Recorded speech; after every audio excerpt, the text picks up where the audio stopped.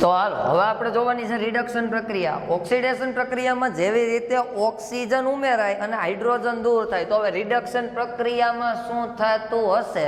તો રિડક્શન, આવો એનો સ્પેલિંગ છે, ન આવડતો હોય તો બોર્ડ ઉપર રિડક્શન. હવે રિડક્શન પ્રક્રિયામાં થાય છે શું? તો કે રિડ્યુસ. રિડ્યુસ કોણ? તો કે ઘટાડો થયો, પણ કોનો? કોકનો. એ કોક કોણ? તો કે રિડ્યુસ એટલે ઘટાડો થયો ઓક્સિજનનો.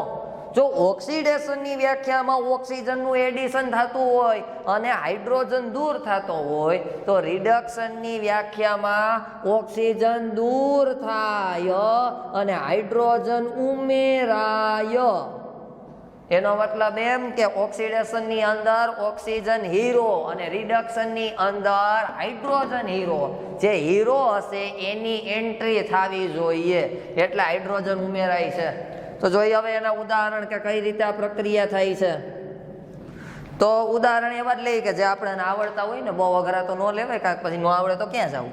તો એવી જ રીતે CuO જે હમણાં બનાવેલું હતું, હવે એનું આપણે કરવાનું છે રિડક્શન. હવે એનું આપણે રિડક્શન કરવા માટે થઈને અહીંયા આપણી પ્રક્રિયા થાય Cu વત્તા H2O. જો હવે રિડક્શન પ્રક્રિયાની અંદર થયું છે શું? તો કે અહીંયા ઓક્સિજન હતો અને અહીંયા ઓક્સિજન છે તો કે નહીં. એવી રાસાયણિક પ્રક્રિયા કે જેમાં ઓક્સિજન શું થાય? દૂર થાય. જો વ્યાખ્યા લાગુ પડી કે નહીં? ઓક્સિજન દૂર થાય છે. H2 નું તમારે ન જોવું, H2 પ્રક્રિયામાં આવ્યો ને એટલે જ H2O બનેલો છે. એટલે આપણો જે બીજા શબ્દોની વાત કરેલી હતી કે હાઇડ્રોજન ઉમેરાય, તો એ ઉમેરાઈ ગયો. હવે વાત કરીએ MgO મેગ્નેશિયમ ઓક્સાઇડ વત્તા H2, તો મેગ્નેશિયમ વત્તા H2O. તો અહીંયા તમારી પાસે ઓક્સિજન શું થયો છે? દૂર થયો. એટલે આ કઈ પ્રક્રિયા છે? રિડક્શન પ્રક્રિયા. એટલે આ રીતે ઓક્સિડેશનની અંદર ઓક્સિજન ઉમેરાતો હશે અને રિડક્શનની અંદર હાઇડ્રોજન ઉમેરાતો હશે. આવી રીતે પ્રક્રિયા થાય છે રિડક્શનની પ્રક્રિયા. તો હવે ઓક્સિડેશન અને રિડક્શન બે અલગ અલગ રીતે થઈ શકે? તો બે એક સાથે થઈ શકે. હા, ઓક્સિડેશન અને રિડક્શન બે એકબીજાની સાથે થઈ શકે છે. કઈ રીતે? તો કે આ રીતે ઓક્સિડેશન અને રિડક્શન પ્રક્રિયા. હવે આવડું મોટું નામ છે ને ટૂંકું કરવામાં આવેલું, આ કરેલું જ હોય ભાઈ, વૈજ્ઞાનિકોને ખબર જ હોય, છોકરાઓ ન આવડે. તો એટલા માટે અને આને કીધેલું છે રેડોક્સ પ્રક્રિયા. તો રેડોક્સ પ્રક્રિયા, તો કઈ રેડોક્સ પ્રક્રિયા એટલે આ ઓક્સિડેશન અને રિડક્શન વાળી પ્રક્રિયા. તો હવે એની વ્યાખ્યા, જે રાસાયણિક પ્રક્રિયામાં એક પ્રક્રિયકનું પેલો શબ્દ કયો લખેલો છે? ઓક્સિડેશન. અને બીજા પ્રક્રિયકનું બીજો શબ્દ કયો લખેલો છે? રિડક્શન. એકનું થાય ઓક્સિડેશન અને બીજાનું જો રિડક્શન થતું હોય તો એવી રાસાયણિક પ્રક્રિયાને કહેવામાં આવે છે ઓક્સિડેશન રિડક્શન પ્રક્રિયા અથવા રેડોક્સ પ્રક્રિયા. અથવા બીજી રીતે તમે જો વ્યાખ્યા કરવા માંગો તો, જે રાસાયણિક પ્રક્રિયામાં ઓક્સિડેશન માટેની સંજ્ઞા કાઉન્સની અંદર ઓ ને લખવાનો, કેપિટલની અંદર, અહીંયા કેપિટલમાં છે, સ્મોલમાં લાગે તમારું એમ છે. અને રિડક્શન, ઓક્સિડેશન અને રિડક્શન બંને પ્રક્રિયાઓ સાથે થતી હોય તો એવી રાસાયણિક પ્રક્રિયાને કહેવામાં આવે છે ઓક્સિડેશન રિડક્શન પ્રક્રિયા. એટલે તમને ખબર પડવી જોઈએ કે બે વસ્તુ ભેગી થઈ એટલે કહેવાની એ ઓક્સિડેશન રિડક્શન પ્રક્રિયા અથવા તો રેડોક્સ પ્રક્રિયા. તો હવે જોઈ એના ઉદાહરણ કઈ રીતના છે જોજો. Cu વત્તા H2O gives CuO વત્તા H2. જો અહીંયા કોપર, એની અંદર શું ઉમેરાણો? ઓક્સિજન. જે રાસાયણિક પ્રક્રિયામાં ઓક્સિજન ઉમેરાય તો એ ઓક્સિજન ઉમેરાણો એટલે આને કહેવાય ઓક્સિડેશન પ્રક્રિયા.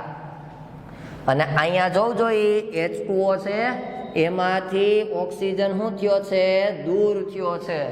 તો એનો મતલબ એમ ઓક્સિજન દૂર થાય. તો ઓક્સિજન દૂર થયો હોય તો આ તમારા માટે કઈ પ્રક્રિયા થઈ ગઈ? તો કે રિડક્શન પ્રક્રિયા. અને રિડક્શન પ્રક્રિયા કહેવામાં આવે કારણ કે અહીંયા ઓક્સિજન શું થયો? દૂર થયો. અને અહીંયા ઓક્સિજન શું થયો? ઉમેરાણો. બીજી આવી પ્રક્રિયા જોઈ, Zn વત્તા H2O, ZnO વત્તા H2. અહીંયા રહેલો Zn છે એની ઓક્સિજન સાથે પ્રક્રિયા થઈ. ઓક્સિજન સાથેની પ્રક્રિયા એટલે શું થયું? ઓક્સિજન ઉમેરાણો એટલે શું કહેવાય? ઓક્સિડેશન. H2O છે એમાંથી ઓક્સિજન દૂર થાય છે. અને ઓક્સિજન જ્યારે દૂર થતો હોય ત્યારે કઈ પ્રક્રિયા થતી હશે? હંમેશા રિડક્શન. આ પ્રક્રિયા બીજી રીતે પણ હોઈ શકે. તો બીજી રીત કઈ? તો કે MgO વત્તા H2 gives Mg વત્તા H2O. તો હવે આ કઈ રીતે? તો કે અહીંયા ઓક્સિજન શું થયો છે? તો કે દૂર થયો છે. તો કે ઓક્સિજન દૂર થાય તો એને હંમેશા કહેવામાં આવે રિડક્શન પ્રક્રિયા. અને અહીંયા જો H2 માં કોક આવ્યું છે.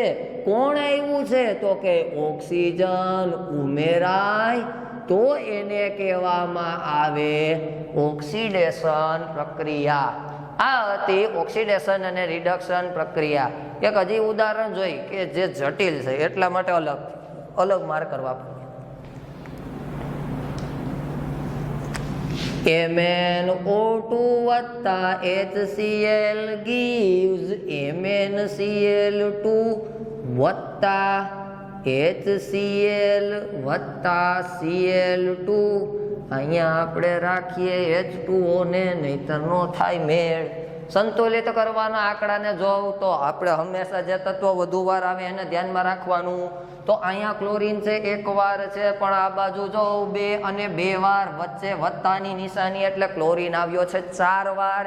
એટલા માટે થઈ અને અહીંયા લખાય 4. ક્લોરીન કેટલી વખત થઈ ગયો? તો કે 4 વાર. હાઇડ્રોજન ભાઈ કેટલી વાર થઈ ગયા? 4 વાર. અહીંયા હાઇડ્રોજન 2 વખત જ છે એટલે આગળ લખી નાખો 2 2 2 4 થઈ ગયા. હવે અહીંયા રહેલો Mn એક વાર, ઓક્સિજન 2 વાર. સમીકરણ થઈ ગયું સંતુલિત. આપણે સંતુલિત કરવાનું તો અગાઉ શીખાતા. ઓક્સિડેશન રિડક્શન ની વાર્તા અત્યારે હાલે છે. તો અહીંયા રહેલો MnO2 છે એમાંથી MnCl2 બન્યું મેંગેનીઝ ક્લોરાઇડ. તો હવે અહીંયા શું થાય છે? કે રાસાયણિક પ્રક્રિયામાંથી ઓક્સિજન દૂર થાય તો એને શું કહેવાય? રિડક્શન. તો એવી જ રીતે અહીંયા રહેલો HCl. તો આ HCl માટે કોને જોવું? H2O કે Cl?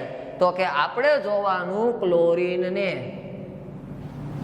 ઓલું કેમ ને કહું. હવે HCl છે, અહીંયા આવી ગયો ક્લોરીન, તો થયું છે શું?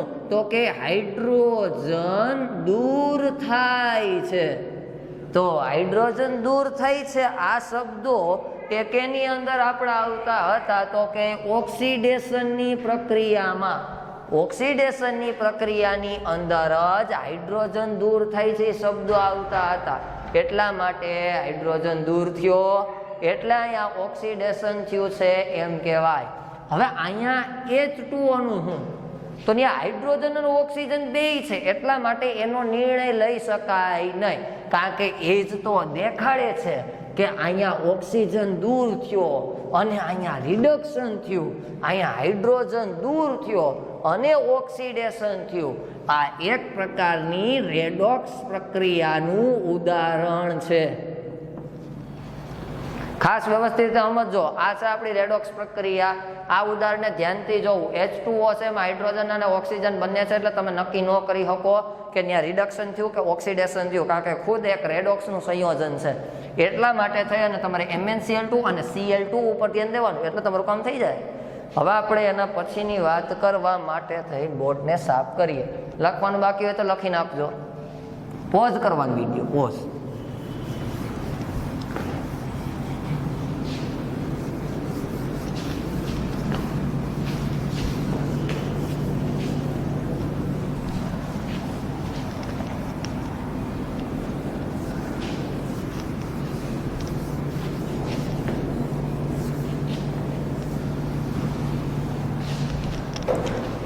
હવે આપણા ચેપ્ટરના છેલ્લા 2 ટોપિક એકની વાત કરવાની છે. એ છે આપણો પહેલો ભાઈ, એ છે ક્ષારણ. ઓહો ઓ, હવે તમને એમ થાય ક્ષારણ વળી શું છે, તો એનું અંગ્રેજી નામ યાદ રાખો ને. અંગ્રેજી નામ આપણને વધારે મજા આવે એવું છે, કોરોઝન.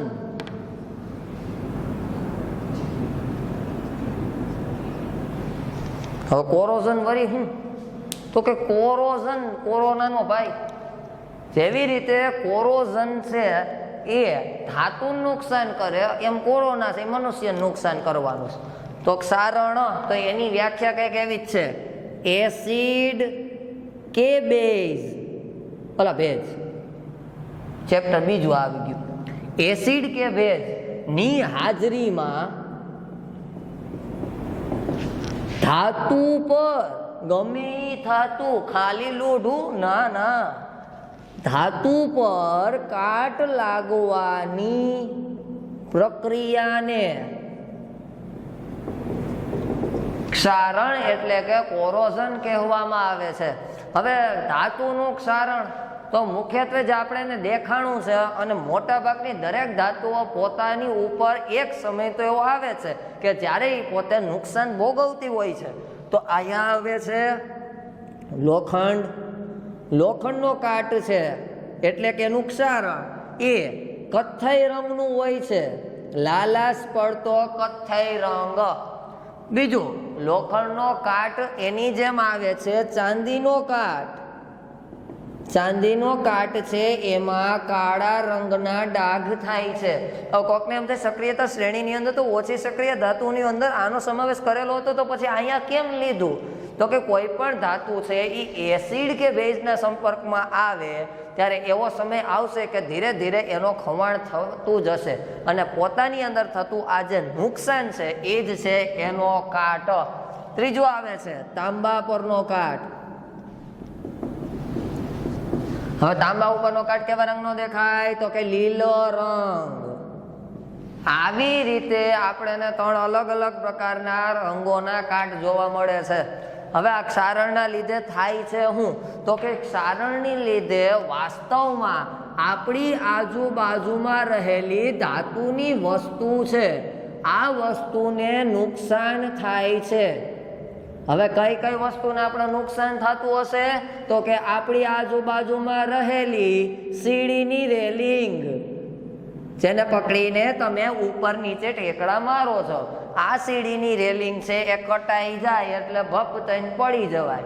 એવી જ રીતે ધાતુની આ જે રેલિંગ છે એની જેવા જ કેટલાક એવા ધાતુના બનેલા સાધનો, સાયકલ, બસ, ટ્રેન, આ બધી એટલે બધી વસ્તુ ધાતુની બને છે. તો હવે ક્ષારણ એટલે કાટની ગુણવત્તાને નાશ કરી નાખે તો આજ નહીં તો કાલ ટ્રેનના ડબ્બામાંથી ઘા થઈ જવાની અને ગાડીમાંથી પડી જવાની અને સાયકલના નોખા પાનિયા થઈ જવાની શક્યતાઓ રહે. તો આવી બધી શક્યતાઓથી બચવા માટે આપણી પાસે રહેલી જે ધાતુ છે આ ધાતુ ઉપર સામાન્ય રીતે રંગ કરવામાં આવે છે. હવે રંગકામ કરવામાં આવે તો ટેમ્પરરી ટૂંકા સમયગાળા માટે એક એવી અવસ્થાને પ્રાપ્ત કરી લે કે જેથી કરી અને એનો હવા સાથેનો સંપર્ક ઘટી જાય, જેથી એસિડ કે ભેજ એના કોન્ટેક્ટમાં ન આવે, ક્ષારણ થશે નહીં. પણ એવું હંમેશા શક્ય નહીં. એટલા માટે જ કોઈ એક ધાતુ છે, આ ધાતુ છે એના ઉપર એના કરતાં વધુ સક્રિય ધાતુ હોય, આ વધુ સક્રિય ધાતુનું આવરણ ચડાવવામાં આવે. અને વધુ સક્રિય ધાતુનું તમે આવરણ ચડાવશો એટલે થાશે હું, તો કે એના માટે આપણે આપેલું ઉદાહરણ જુઓ. તો કે એક ધાતુ તો કે એ છે આપણી એપી. વધુ સક્રિય ધાતુ તો કે Zn એટલે કે ઝિંક.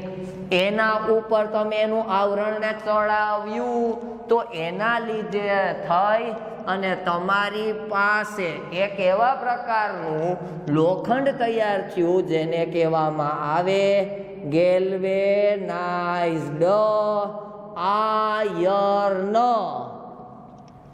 વ્યાખ્યા કરી દઉં છો. લોખંડ પર ઝિંક જેવી ધાતુનું આવરણ ચડાવવામાં આવે ત્યારે તૈયાર થાય છે ગેલ્વેનાઇઝ્ડ આયર્ન. અને આ જે પ્રક્રિયા છે આ પ્રક્રિયાને કહેવામાં આવે છે ગેલ્વેનાઇઝેશન પ્રક્રિયા. એટલે લોઢું ગેલ્વેનાઇઝ પણ પ્રક્રિયા ગેલ્વેનાઇઝેશન. આ રીતે કરી અને આપણે કોઈ પણ ધાતુ ઉપર કાટ છે એને લાગતો અટકાવી શકાય. મોટા ભાગે ગેલ્વેનાઇઝ્ડ આયર્ન છે એનો ઉપયોગ છે એ મોટા એવા જહાજો અને સ્ટીમરો હોય છે એના નીચેના ભાગમાં કરવામાં આવે. કારણ કે તમને ખબર છે જહાજો અને સ્ટીમરો છે એ દરિયાની અંદર જ સતત તરવાના છે અને દરિયાની અંદર કેવું પાણી હશે તો કે ખારું પાણી. આ ખારું પાણી છે એ ધીરે ધીરે લોખંડ છે એના સંપર્કમાં આવે તો કે ભેજનો સંપર્ક તો થયો ને એ પુષ્કળ માત્રામાં, એટલા માટે થઈ ધીરે ધીરે લોખંડ ઘટાઈ જવાની શક્યતા રહે. તો જે તમારી પાસે સરસ મજાનું જહાજ આમ જવું જોઈએ ધીરે ધીરે આમ વયું છે એને બચાવવા માટે ગેલ્વેનાઇઝ્ડ આયર્ન અને એને બનાવવા માટેની પ્રક્રિયા ગેલ્વેનાઇઝેશનનો ઉપયોગ થાય છે. હવે ચેપ્ટરનો લાસ્ટ ટોપિક આવે છે અને આ ટોપિકનું નામ છે ખોરાપણું. જોઈએ હવે ખોરાપણું શું છે. તો કે આપણે જ્યારે ખોરાક લેતા હશું ત્યારે આ ખોરાક હશે એ કાં તો તૈલી હશે કાં તો ચરબીજન્ય ખોરાક હશે.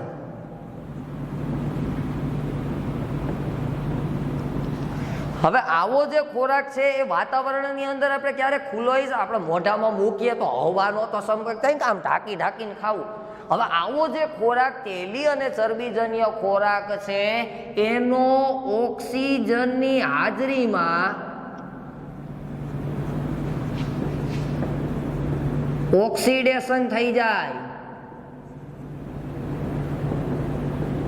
અને આ ઓક્સિડેશન થાય ત્યારે એનો ગંધ અને સ્વાદ આ બે વસ્તુ બદલાય.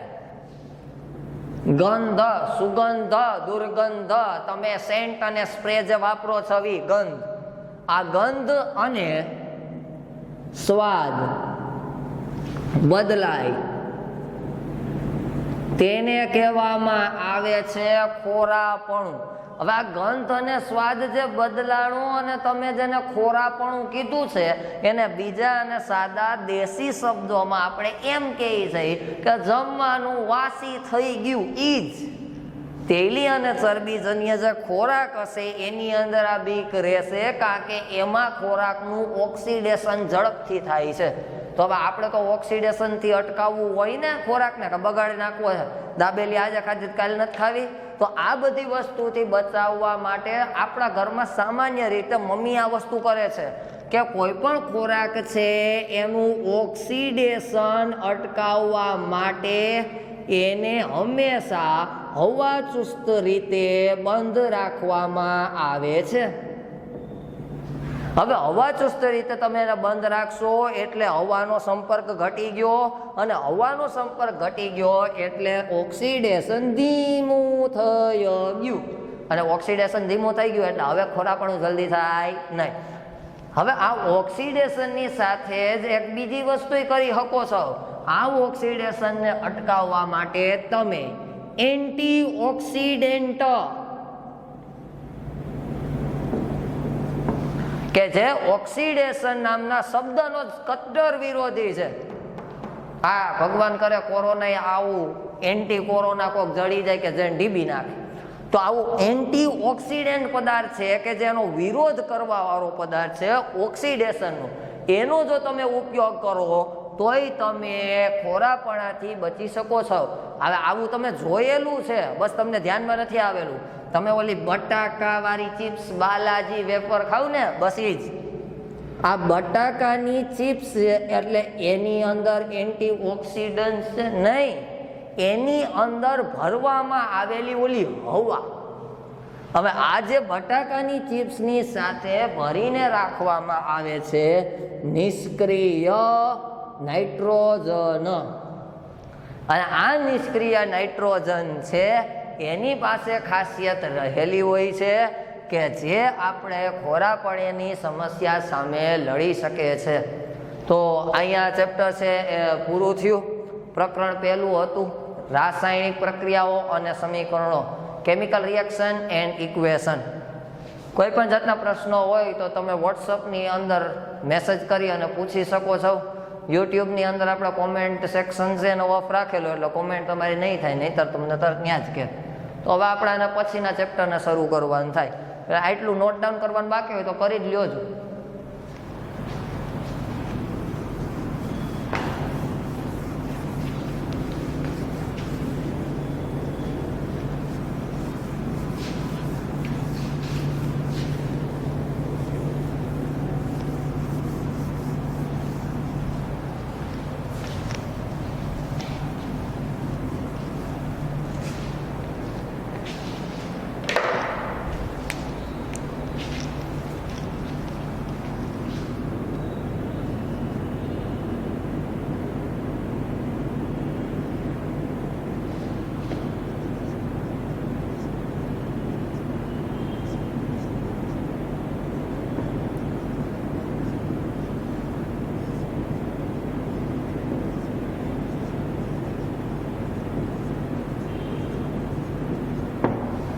હવે આપણે જોવાનું છે છઠ્ઠું ચેપ્ટર જૈવિક પ્રક્રિયાઓ, લાઈફ પ્રોસેસીસ. આપણા જીવનની અંદર અને કોઈ પણ સજીવની અંદર કેવા કેવા પ્રકારની પ્રક્રિયાઓ થાય છે. બીજી વાતોને પછી કરીએ અને મુદ્દા ઉપર સીધા જઈએ, કારણ કે આ કોઈ આપણા માટેનો રેગ્યુલર લેક્ચર નથી, નહીંતર આપણે કેટલાક એવા ટર્મ્સ ને એને વધારે જોત. પણ હવે અત્યારે ચેપ્ટર હાલતું જશે, એની ભેગા જ એની અંદર આવતા શાબ્દિક જે આપણા માટેના પારિભાષિક શબ્દો છે એને આપણે લેતા જશું. તો હવે જૈવિક પ્રક્રિયાઓ છે એના માટે શરૂઆતની અંદર સૌથી પહેલા વહેલા આવે છે કે ભાઈ તમે જીવનો એટલે તમે જીવો છો એની તમે વ્યાખ્યા કરો, કે તમે કઈ રીતે કહી શકો કે ફલાણો ભાઈ છે એ જીવે છે. તો એના માટે થઈ અને તમે એમ વિચારતો હોવ કે કોઈ પણ વ્યક્તિ અથવા કોઈ પણ પદાર્થ કાં તો દોડતો હોય, કાં તો બૂમ પાડતો હોય, આવી જ્યારે ક્રિયાઓ કરે, દોડવું, બૂમ પાડવી, આ દરેકે દરેક ક્રિયા એવી છે કે જે ઐચ્છિક હલનચલન દર્શાવે છે. તમે ઈચ્છો ત્યારે તમે ચાલતા હશો, તમે ઈચ્છો ત્યારે તમે દોડતા હશો, કોઈ પણ વસ્તુ એમને એમ થતી હશે તો કંઈ નહીં, તમારી ઈચ્છા અનુસાર આ ક્રિયાઓ થતી હશે. હવે દોડવા અને ચાલવાની ક્રિયા જેવી રીતે ઐચ્છિક છે, તો કેટલીક ક્રિયા એવી છે કે જેના ઉપર આપણી ઈચ્છા ચાલતી નથી. જેમ કે આપણે જ્યારે સૂતા હોય અને આ સૂતા હોય ત્યારે આપણા શરીરની અંદર થતી શ્વાસોશ્વાસની ક્રિયા. હવે આ શ્વાસોશ્વાસની ક્રિયા આપણે એક જ લાઈટ કરશે તો આપણે જ કરતા હોય, નાના પ્રાણીઓને લઈ લ્યો. આ શ્વાસોશ્વાસની ક્રિયા જ્યારે પ્રાણીઓમાં એમાં થતી હશે ત્યારે આ એક પ્રકારની અનૈચ્છિક ક્રિયા હશે. કારણ કે અત્યારે તમે આ વિડીયોને જોવો છો ત્યારે આ ક્રિયા થાય છે. જો તમે ઈચ્છો તો તમે શ્વાસને રોકી શકો છો, પણ વધીને 60 સેકન્ડ અથવા તો એનાથી થોડુંક એવું વધારે, બહુ વધારે શ્વાસ રોકવી નહીં, કારણ કે અત્યારે હોકાટા થઈ જાવ તેની ગેરંટી હું ન લઈ શકું.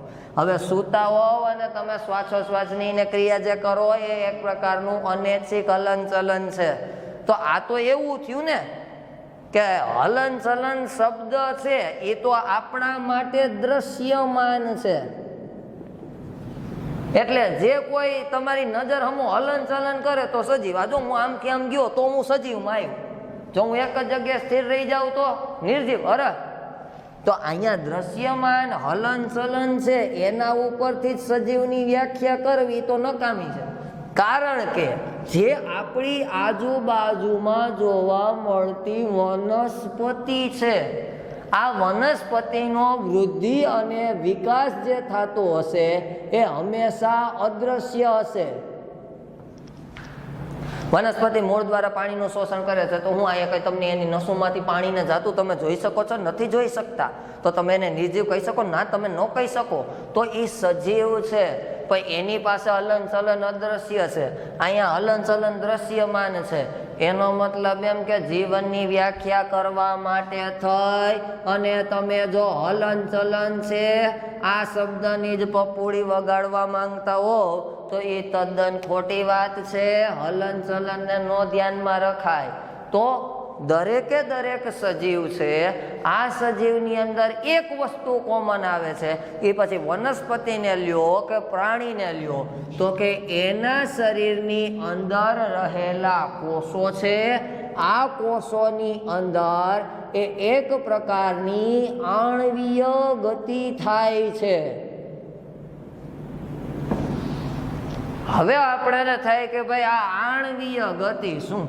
તો હવે આ આણ્વીય ગતિની વાત કરીએ તો એના માટે થઈ અને આણ્વીય ગતિ શબ્દને સમજવું હોય તો આપણે બહુકોષીય સજીવોથી વાત કરીએ.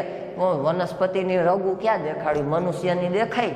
તો આણ્વીય ગતિ શબ્દમાં સજીવોમાં આવેલ પેશી કે એની અંદર આવેલા અંગો છે, આ પેશી અને અંગો છે એ હંમેશા સુવ્યવસ્થિત સંરચના ધરાવે છે, જેથી કરી અને સજીવ છે એ જીવી શકે, ધૂમ ધડાકા કરી શકે.